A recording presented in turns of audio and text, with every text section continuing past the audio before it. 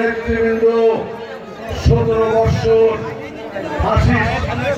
জুলুমবাজ সরকারের বিরুদ্ধে আমরা লড়াই সংগ্রাম করেছি। সেই লড়াই সংগ্রামে আমাদের 17 বছরে অনেক নেতা কর্মী তারা শহীদ হয়েছে, মৃত্যুবরণ করেছে। আমরা সবাই কারাবরণ করেছি। আমাদের ফাসিস্ট সরকার, জুলুমবাজ সরকার, 5ই আগস্টের পরের সরকার, সেই সরকার আমাদের নেতৃবৃন্দকে আমাদের মামলা হামলা দিয়েছিল। আমরা যারা নেতা কর্মী আমরা বাড়িতে ঘুমাতে পারি নাই, আমরা মাঠে ঘাটে ঘুমিয়েছিলাম, আমরা আড়া জঙ্গলে ঘুমিয়েছিলাম। আজকে আমরা এই আওয়ামী লীগ মুক্ত, এই পুলিশ লীগ মুক্ত আকাশ বাতাসে যে আনন্দ মিছিল আমরা করলাম, সেই আনন্দ মিছিলের জন্য আমি আবারও আপনাদেরকে ধন্যবাদ এবং শুভেচ্ছা জানাই। আমাদের বার্তা কি? আমাদের বার্তা, আমাদের দেশনেত্রী বেগম খালেদা জিয়া দীর্ঘ লড়াই সংগ্রাম করেছে স্বৈরাচার বিরোধী 1990 সালে। সেই 90 সালে স্বৈরাচার বিরোধী আন্দোলন করে সেই বাংলাদেশে সর্বপ্রথম পার্লামেন্টের ব্যবস্থা ফিরিয়ে এনেছিল আমাদের নেত্রী বেগম খালেদা জিয়া। তাকে কিভাবে বিগত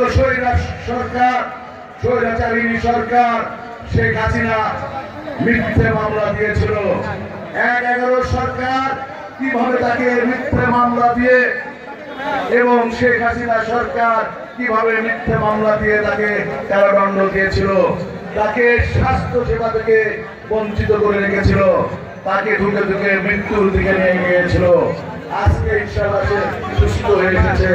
আমাদের ভারপ্রাপ্ত চেয়ারম্যান তারেক ভাই 11 সরকার এবং এই হাসিনা সরকার, জুলুমবাজ সরকার, বিগত দিনের সরকার কিভাবে তাকে মিথ্যে মামলা দিয়ে তাকে কিভাবে সাজা দিয়েছিল। আমাদের ভারপ্রাপ্ত চেয়ারম্যানের ছোট ভাই আরাফাত রহমান কোকো সাহেব কিভাবে 11 সরকারের নির্যাতনে মৃত্যুবরণ করেছে। তাই আপনাদের কাছে আমাদের অঙ্গীকার থাকবে, আমাদের দেশনেত্রী বেগম খালেদা জিয়া এবং আমাদের ভারপ্রাপ্ত চেয়ারম্যান আমাদের তারেক ভাইয়ের যে বার্তা, সেই বার্তাগুলো সাধারণ মানুষের কাছে আপনাদের পৌঁছে দিতে হবে।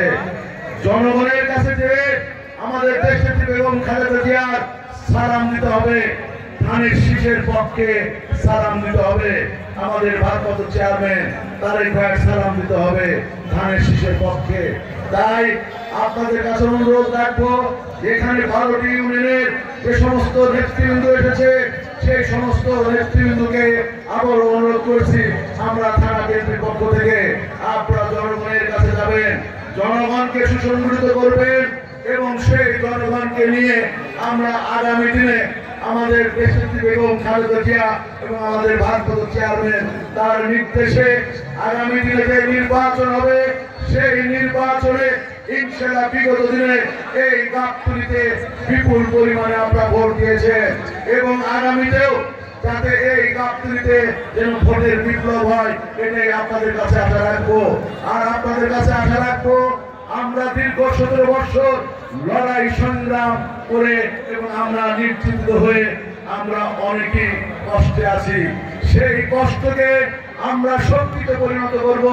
যেহেতু সামনে নির্বাচন, সেই নির্বাচনে আমরা জনগণের কাছে থেকে যেন আমরা আমাদের নেতা কর্মী যেন ভালো কথা শুনতে পাই, আমরা যেন আমাদের নেতা কর্মী এবং আমাদের দল নিয়ে যাতে সাধারণ মানুষের কাছে কোনো প্রশ্নের মুখোমুখি হতে আমাদের না হয়। তাই আপনাদের কাছে অনুরোধ থাকবে, আপনারা বিগত 17 বছর যে ধৈর্য ধরেছে, যে ত্যাগ স্বীকার করেছেন, যে মামলা হামলার শিকার হয়েছে, জেল জুলুম কেটেছে, আড়া জঙ্গল থেকেছে, মাঠে ঘাটে থেকেছে, এই পরীক্ষা হবে আগামী 26শে ফেব্রুয়ারি। সেই 26শে ফেব্রুয়ারির মাধ্যমে আমাদের আগামী দিনে যেন একটি ভোট বিপ্লব হয়। এবং আজকে আপনারা যারা এসেছে, আগামীকাল জেলার আনন্দ মিছিল আছে বৈকাল 3 ঘটিকায়। সেই 3 ঘটিকায় আপনারা জেলা পরিষদে আপনারা উপস্থিত থাকবেন। সেখান থেকে আমরা একটি বর্ণাঢ্য মিছিল নিয়ে যাব এবং অংশগ্রহণ করব। সবাইকে আবারও ধন্যবাদ দিয়ে আমি আমার বক্তব্য শেষ করছি। শহীদ আমরক জিন্দাবাদ, আমাদের তারুণ্যের অহংকার তারেক জিন্দাবাদ। সবাইকে সালাম, আসসালামু আলাইকুম।